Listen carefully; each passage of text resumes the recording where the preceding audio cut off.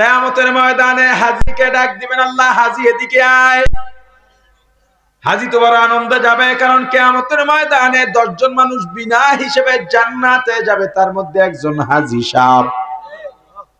হাজীকে আল্লাহ ডাকার পরে বলবেন, হাজী সাহেব তোমার জন্য জাহান্নাম ফয়সালা। হাজী সাহেব অবাক হয়ে যাবে, আল্লাহ জাহান্নাম কেন? আল্লাহ বলবেন, হাজী তাকায় দেখ, ওইদিকে চাঁদাবাজির গুনার পাহাড়, ওইদিকে নারী অসম্মান নির্যাতনের গুনার পাহাড়, ওদিকে চুরির পাহাড়, ওদিকে ডাকাতির গুনার পাহাড়, ওদিকে মিথ্যা ধোঁকাবাজির গুনার পাহাড়। তখন হাজী ডেকে বলবেন, আল্লাহ বংশের মধ্যে চুরি নাই, ডাকাতি নাই, 5 ওয়াক্ত তো দূরের কথা, তাহাজ্জুদ কাজা করি নাই, ইশরাক আওয়াবিন শাস্ত্রের নামাজও কাজা করি নাই। ওগো আল্লাহ, দান সদকা এত পরিমাণে করেছি, আমার জন্য একটা পশু কুরবানি করা ওয়াজিব ছিল, কিন্তু এলাকার গরিবরা যেন না খেয়ে না থাকে, এজন্য আমি তাদের জন্য 10টা গরু কুরবানি দিয়েছি। ওগো আল্লাহ, রমজানে হারামাইন শরীফাইনে ইতিকাফ করেছি, দান সদকা কত করেছি হিসাব নাই, বংশের মধ্যে মিথ্যার কোনো রেকর্ড নাই, এই গুনাহ কোত্থেকে এলো? আল্লাহ বলবেন, ও হাজী বলো নির্বাচনে ভোট দিছিলা কারে? মুখস্থ কই মনে করেন? আল্লাহ ভোট দিছিলাম নামটু ঘটক করে। তুমি ভোট না দিলেও চেয়ারম্যান হইতো না, এমপি হইতো না, তোমার সমর্থন, তোমার ভোট পাইয়া এমপি হইয়া চাঁদাবাজি করছে, চুরি করছে, ডাকাতি করছে, চুরির মালের ভাগ পাও নাই, ডাকাতির মালের ভাগ পাও নাই, চাঁদাবাজির মালের ভাগ পাও নাই, কিন্তু গুনার ভাগ ঠিকই পাইছ। যা এবার জাহান্নামে যা।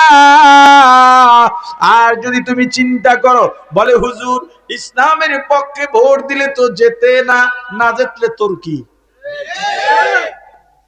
তোমার কাজ আল্লাহর পক্ষে কাজ করা, তোমার কাজ আল্লাহর পক্ষে থাকা।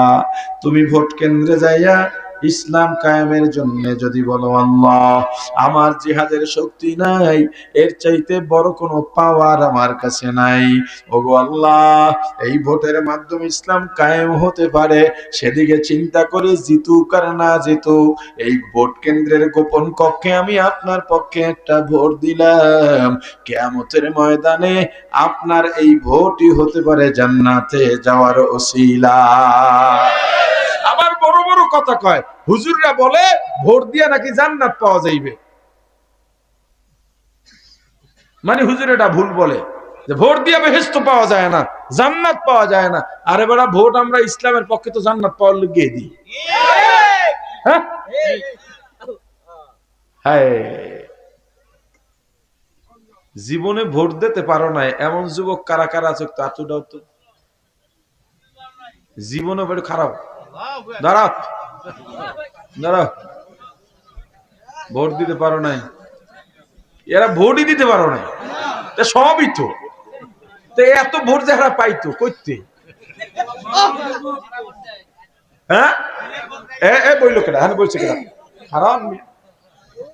এই যে নতুন ভোটার তোমরা যারা আছো, এতগুলো মানুষ এখানে, 1/3 সব নতুন ভোটার এখানে, তোমাদের জীবনের প্রথম ভোট ইসলামের পক্ষে দিয়া নিজের জীবনকে ইতিহাসের সোনালী পাতায় লিপিবদ্ধ করতে চাও, নাকি তোমার ভোট চাঁদাবাজদের পক্ষে দিয়া জীবনটাকে কলঙ্ক দিয়া শুরু করতে চাও? সিদ্ধান্ত তোমার নিতে হবে।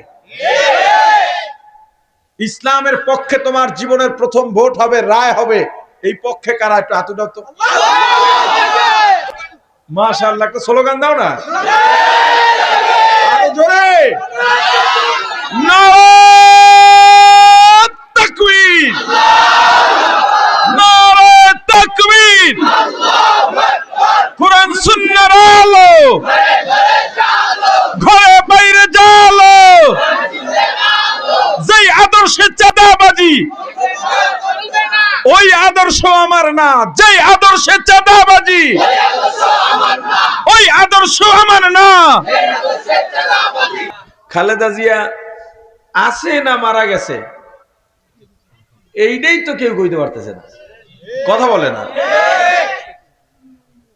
হ্যাঁ, এই যে বিএনপি এত বড় দল, এত দাপট তাদের, অঘোষিত সরকার এখন বিএনপি, সব জায়গার রাস্তাঘাট দখলবাজি চাঁদাবাজি যা সব এখন তারাই করে।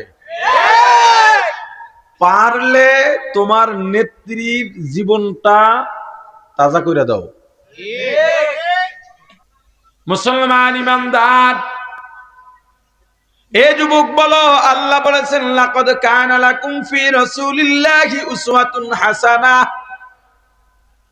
আমার আল্লাহ বলে দিয়েছেন আমার রাসূলের আদর্শ শ্রেষ্ঠ। কে বলছেন? আল্লাহ। আল্লাহর কথায় কোনো সন্দেহ আছে নাকি? কোরআনে কোনো সন্দেহ আছে নাকি?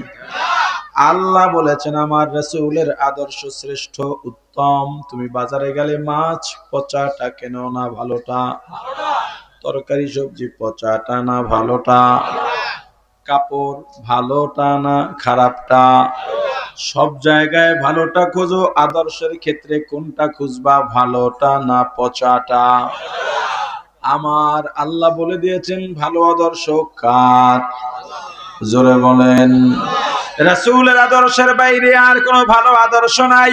এ যুবক বলো, তুমি যদি আমার রাসূলকে ভালোই বেসে থাকো, তাহলে তোমার কাছে রাসূলের আদর্শ বাদ দিয়া কিভাবে জিয়া আর মুজিবের আদর্শ ভালো হয়ে গেল?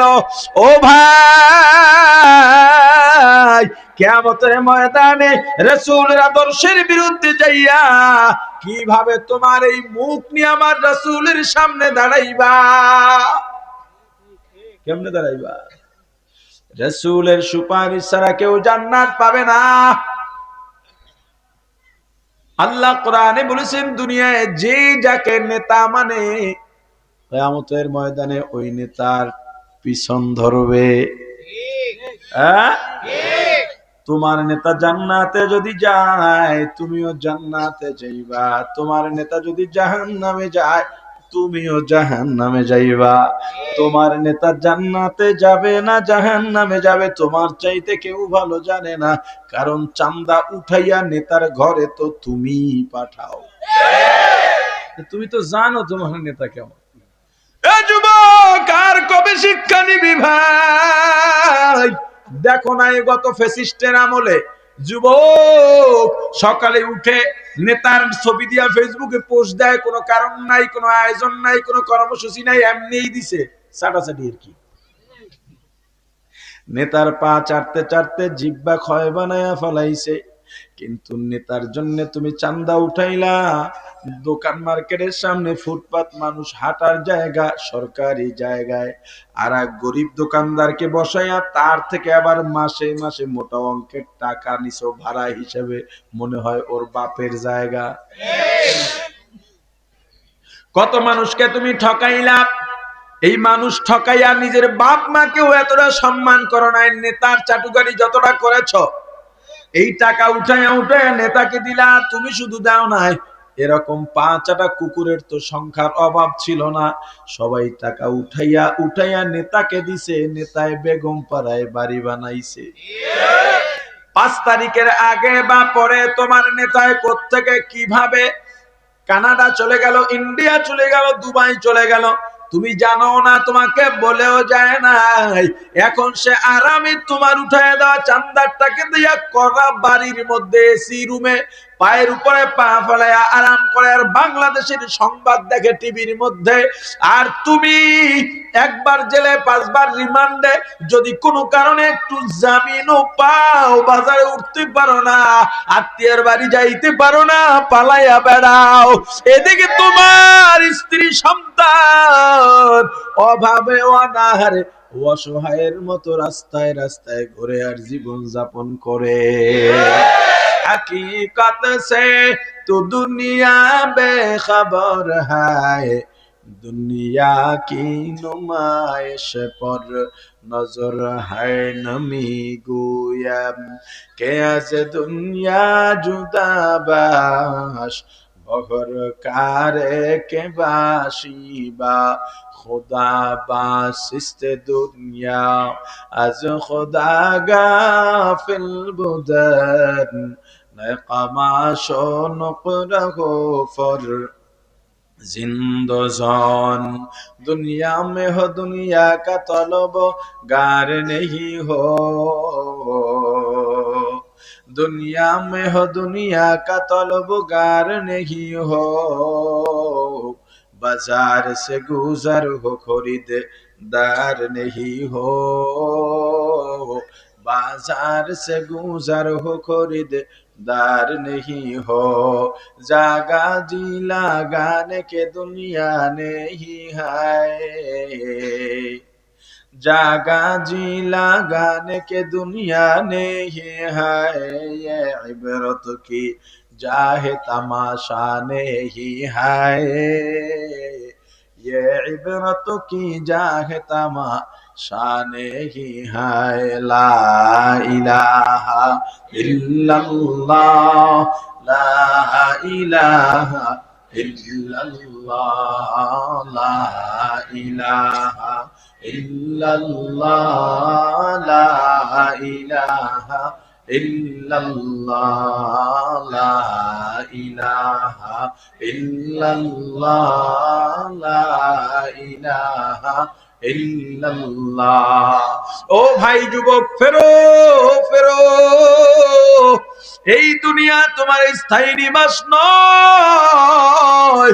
ওরে ভাই, আমার রাসূল দুনিয়ার সমস্ত নবী রাসূল ইন্তেকালের পর আসমানে গিয়েছেন। আমার রাসূল রাহমাতুল লিল আলামিন, সাইয়্যিদুল মুরসালিন, ইমামুল মুরসালিন, খাতামুন নবীন, শাফিউল মুজনিবিন, উম্মতের কান্ডারি, মানবতার মুক্তির দূত সাইয়্যিদুনা মুহাম্মাদুর রাসূলুল্লাহ সাল্লাল্লাহু আলাইহি ওয়াসাল্লাম আসমানে জান্নায় রওজায় এখনো সিজদায় পড়ে উম্মতি উম্মতি বলে কাঁদেন। প্রত্যেক মুসলমান মারা যাওয়ার পর ওই কবরের সঙ্গে আমার রাসূলের একটা মহাসড়ক করে দেওয়া হয়। আমার রাসূল উম্মতকে দেখবেন বলে বলো, তুমি রাসূলের আদর্শ মানলা না, রাসূলের দেওয়া তরিকায় চললা না, এই অবস্থায় রাসূলকে তুমি কেমনে মুখ দেখাইবা? তোমার মতো নাফরমান বান্দা উম্মত কবরে যাওয়ার পর আমার রাসূল বলবেন পর্দা দে পর্দা দে, এইটা আমার উম্মত না। আমার দায়িত্ব বলার, আমি বলে গেলাম, মানা না মানার দায়িত্ব তোমার। মানবা কি মানবা না তোমার সিদ্ধান্ত, আর জবাব নেবে তোমার কাছে আল্লাহ। আমার কাছে আল্লাহ জানতে চাইবেন, তোকে আমি বলার শক্তি দিলাম, তোর থেকে বড় বড় কত আলেম আছেন, বুদ্ধিমান আছেন, কত জ্ঞানী আমি আল্লাহ দুনিয়ায় সৃষ্টি করলাম, কিন্তু তোর মতো এমন ভয়েস আমি কাউকে দিই নাই, বলার বাকপটু ক্ষমতা আমি তাদেরকে দিই নাই, তোকে দিলাম যাতে আমি আল্লাহর বাণী গুলা আমার হাবিবের তরিকা মানুষের সামনে বলতে পারিস। বলছিস কিনা সেটা বল। এই উত্তর দেওয়ার জন্য আমার যা বলার তা বলতেই হবে। আমার কাজ, আমার দায়িত্ব বলা, আমি বলে গেলাম। মানা না মানার দায়িত্ব তোমার। প্রাণের ভাই আমার, তুমি যদি মুমিন হও, তোমার অন্তরে আল্লাহর স্মরণ থাকবে। আল্লাহর স্মরণ যদি তোমার অন্তরে আসে বা দেখো, ওয়াজিলাত কুলুবুহুম, কলবের মধ্যে জালজালা তৈরি হবে, কলবের মধ্যে কম্পন শুরু হবে, ভূমিকম্প শুরু হবে। আল্লাহর মায়ায় কলব আর কলবের জায়গায় থাকবে না, আল্লাহকে পাওয়ার জন্য পাগল হয়ে যাবে। তখন গাছের মধ্যে আল্লাহকে খোঁজার চেষ্টা করবে, মাছের মধ্যে আল্লাহকে খোঁজার চেষ্টা করবে, সন্তানের মাঝে আল্লাহকে খোঁজার চেষ্টা করবে, ফসলের মাঝে আল্লাহকে খোঁজার চেষ্টা করবে। বলবেন গাছে আবার আল্লাহ থাকে নাকি? থাকেন না, কিন্তু আল্লাহকে খোঁজা যায়। কিভাবে খুঁজবা? একটা কুমড়ার আটি লাগাইলা, তুমি লাগাইছো, মহিলারাও যদি লাগায়, বাচ্চাও লাগায়, 3-4 দিন পরে সবুজ রঙের 2টা পাতা ওঠে, তুমি সেখানে পানি দাও,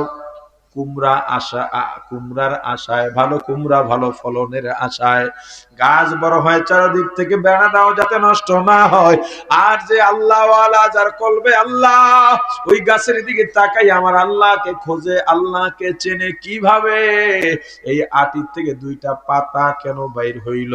পৃথিবীর কোন বিজ্ঞানী আজ পর্যন্ত পারে নাই আটি থেকে পাতা কেন বের হয়, নিজেরাও তৈরি করতে পারে নাই। তারা পারে পাতা বের হওয়ার পরে যাতে ভালো থাকে সেই চিকিৎসা দিতে। এই 2টা পাতার থেকে আরো পাতা বের হয়, ডাটা হয়, লতা যখন লম্বা হয়ে যায়, পাতার গোড়া দিয়া ফুলের কলি বের হয়, ফুল ফোটে, ফুলের গোড়া দিয়া কুমড়া হয়। একটা সময় চিকন লতা, একদম চিকন লতার থেকে 1 মণ 1.5 মণ ওজনের কুমড়া হয়। আমি যাত্রাবাড়ি আড়তে নিজের চোখে দেখেছি 13 মণ ওজনের কুমড়া। ওই 13 মণ ওজনের কুমড়া যে হয়েছে, ওই গাছটা মনে হয় বট গাছের মতো মোটা ছিল। আরে বলে না, একজন আল্লাহওয়ালা চিন্তা করে, এই মাটির নিচে কোনো মেশিনারি নাই, বিদ্যুতের লাইন নাই, জেনারেটর নাই, মোটা শিকড় নাই, মাটির নিচে একটা কুমড়াও পাওয়া যাবে না, ফুলও পাওয়া যাবে না, লতাও পাওয়া যাবে না, মাটি খুঁড়লে নিচে শিকড়ও পাওয়া যায় না, চিকন লতা, উপরের দিকে কিছু ছোট চিকন চিকন শিকড় আছে। এই লতাটা যদি কাটি, লতার মধ্য থেকেও কুমড়ার আটি পাওয়া যাবে না, কুমড়াও পাওয়া যাবে না। এই চিকন লতার মধ্য থেকে এত বড় কুমড়া, আবার কুমড়ার স্বাদ এক ধরনের, কুমড়া সিলকায় মজা আর এক ধরনের, আটির মধ্যে মজা আর এক ধরনের, শাকের মজা আর এক রকমের, ডাটার মজা আর এক রকমের, ফুলের কলি যদি চিংড়ি মাছ দিয়া ভুনা করে ওইটার মজা আর এক ধরনের। ছোট্ট একটা আটি দিয়া এত কিছু কে বানাইলে? যে আহলুল্লাহ, আল্লাহ ওয়ালা, এখান থেকে আল্লাহর পরিচয় পেয়ে যায়। আল্লাহ আল্লাহ क्या मुबारक नाम है, अल्लाह अल्लाह आशिकों का काम है, जिक्र हक मुदगदाई रूह रो, मरहमामूदी दिले मज रूह रा, औलियारा कार कुबा इख्तियार, জাহেলারা কারে দুনিয়া ইখতিয়ার আশকারা, মিল্লাত ও মাযহাব জুদাস্ত আশকারা, মিল্লাত ও মাযহাব খুদাস্ত, মিয়ানে আশিক মাশুক রামজিস্ত, কিরামান কাতিবিন রাহাম খবর নিস্ত, লা ইলাহা ইল্লাল্লাহ, লা ইলাহা ইল্লাল্লাহ, লা ইলাহা ইল্লাল্লাহ, লা ইলাহা ইল্লাল্লাহ, লা ইলাহা ইল্লাল্লাহ, লা ইলাহা ইল্লাল্লাহ। প্রাণের ভাই আমার, আল্লাহওয়ালা যখনই শুনবে রাস্তা দিয়ে যাওয়ার সময় মসজিদের মধ্যে জিকির হয়, কোন এক আল্লাহর পাগলের দল সুবহানাল্লাহ সুবহানাল্লাহ সুবহানাল্লাহ আলহামদুলিল্লাহ আল্লাহু আকবার লা ইলাহা ইল্লাল্লাহ, কলবের মধ্যে কম্পন শুরু হবে, মায়া বাড়তে থাকবে, মায়া, আল্লাহর মায়া আর ভালো লাগে না, আফসোস বাড়বে। অমুকে জিকির করে, অমুকে তো গরিব মানুষ, অমুকের থেকে আমি বেশি ভালো মানুষ হইতে পারি নাই, ও তো সমাজে দামি মানুষ না, ও যদি এভাবে আল্লাহকে ডাকতে পারে, আমি কেন আল্লাহকে ডাকি না? নিজের অজান্তেই জবান থেকে জিকির শুরু হয়ে যাবে।